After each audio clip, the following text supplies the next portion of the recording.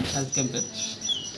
তো ওদের সাথে আমরা কাজ করে অ্যাটলিস্ট এইটুকু বুঝতে পেরেছি যে বোধন ত্রিপুরা রাজ্যের আনাচে কানাচে যেখানেই অনাথ আশ্রম, বৃদ্ধ আশ্রম, ছোটো ছোটো বাচ্চাদের আশ্রম, ওইখানে ওরা যাচ্ছে, গিয়ে সবাইকে ওদের মতো করে যা যা করার করণীয় সবই করছে। আমরা লক্ষ্য করতে পারছি ওদের ব্যাপার স্যাপারটা একটু ভালো। আর পাশাপাশি ওরা আমাদের সঙ্গে কোলাবরেট করে কাজ করছে এবং আমাদেরকে বলছে যে মেডিসিনের বা মেডিকেলের যত সাপোর্ট আছে উনি আমাদের দিয়ে করাবে। এবং পাশাপাশি উনি বলছে যে বোধন এটুকু আমাদেরকে আশ্বাস করেছে যে মাতৃপুরেশ্বরী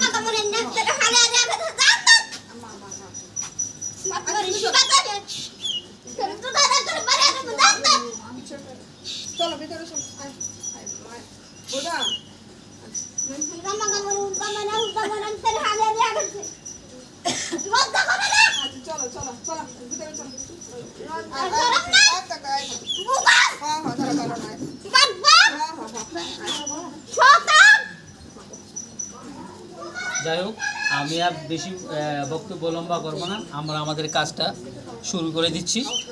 মেডিকেল চেক আপ, পাশাপাশি বৃদ্ধমায়ের এবং সেবিকা ম্যাডামকে স্পেশালি খুব ধন্যবাদ।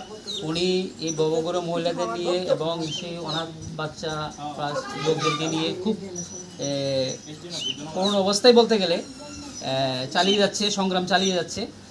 আশা করি আমরা ওনার পাশে থাকবো, উনিও আমাদের পাশে থাকবেন।